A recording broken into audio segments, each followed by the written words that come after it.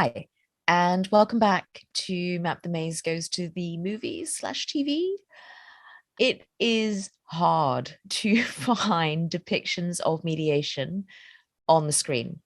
So, what I was hoping to talk to you about, with sharing a clip as well, was the scene in The Good Wife, a TV show which I really loved. And as a lawyer, really appreciated the fact that they showed how hard lawyers work, where they were meeting with their bankruptcy creditor in a mediation.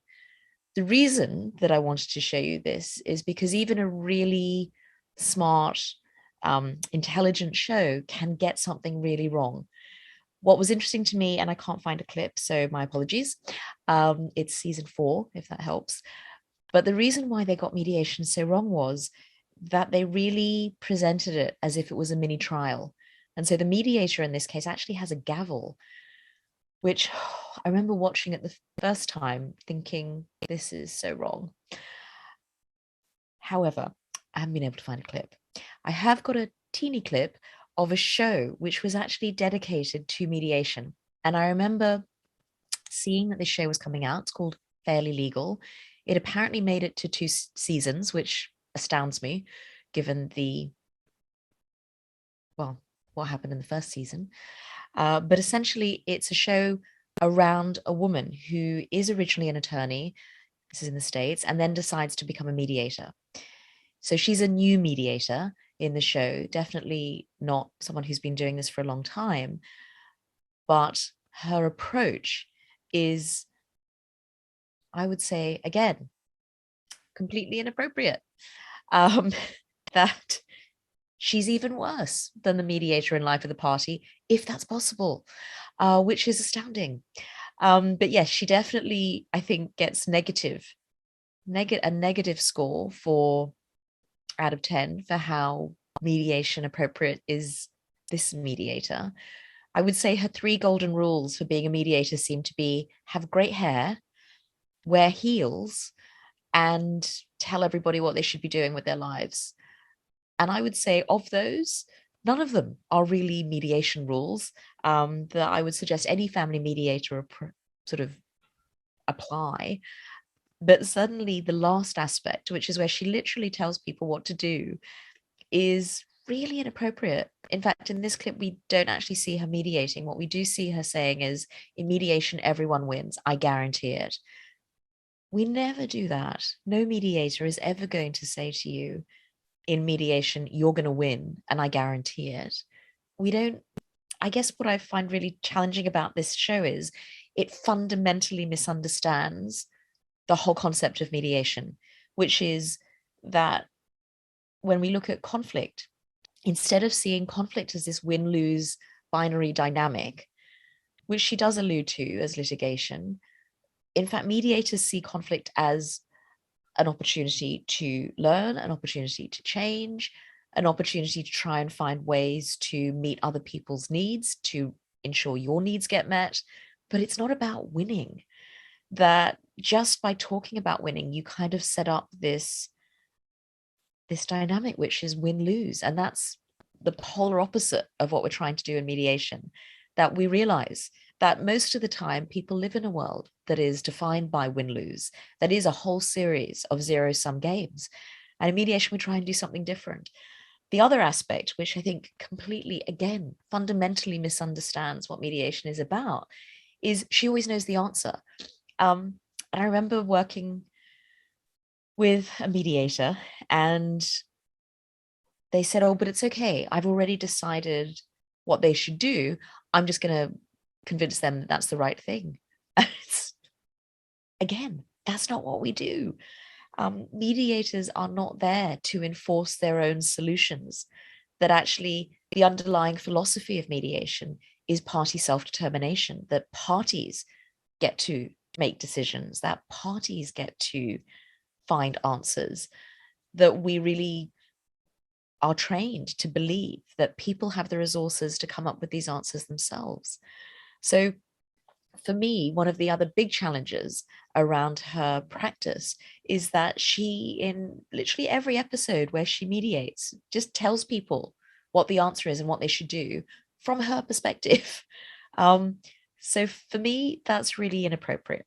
I guess what I would say is sometimes you see people coming in with a situation or with a question which is similar to maybe questions that you've seen before from other parties. And so as a mediator, you might sit there at the beginning of the day, understanding where everybody is coming from and thinking, well, I've seen these range or this range of options result from similar circumstances. That could be somewhere where we're headed. That might be somewhere where we're going to drift or lean towards in a solution.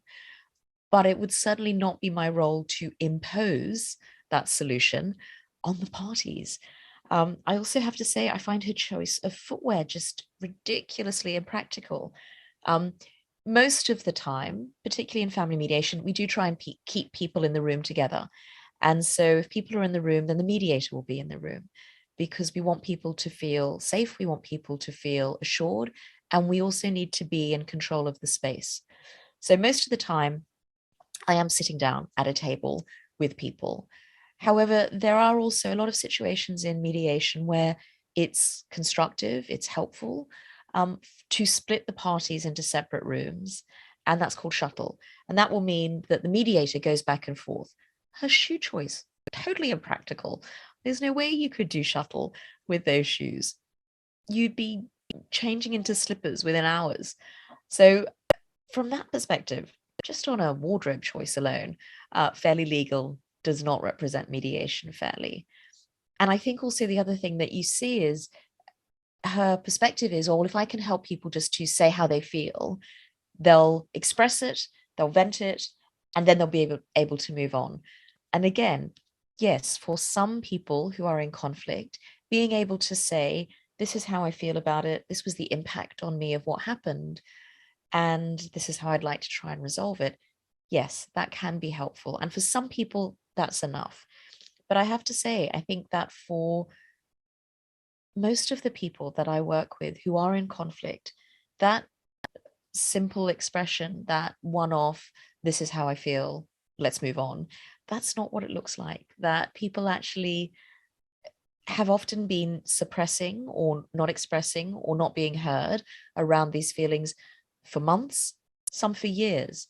And so to expect people to be able, in a 10-minute segment, to be able to express how they feel, to communicate that to the other person, to have it heard and understood, and to process the fact that they've communicated, it's not going to happen.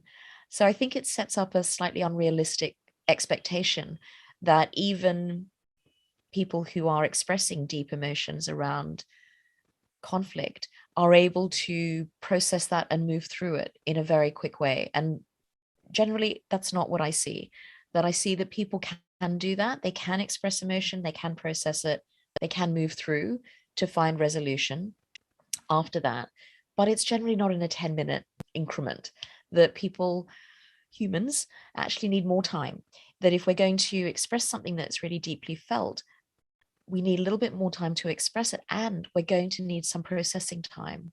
If we do feel that we've been heard and understood, I'm not saying agreed with, but at least understood, then that takes time to process that that's happened. It doesn't happen instantaneously, which is, I think, the impression that this show tries to give. I have to say, I was astounded to see that it got a second season, given how appallingly badly the mediations were run from my perspective as a mediator. I mean, her hair is amazing. And, if we could all wake up with hair looking like that, then I'm sure many more, the world would be a better place.